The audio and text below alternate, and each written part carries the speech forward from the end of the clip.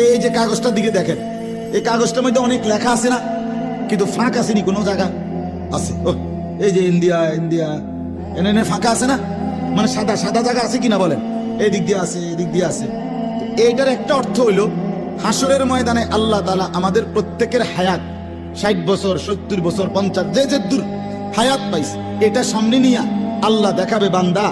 তোমার এই ছিল হায়াত, এই হলো তোমার জানুয়ারি মাস, ডিসেম্বর মাস, এই ছিল 2023 সালের ডিসেম্বর। তুমি মোট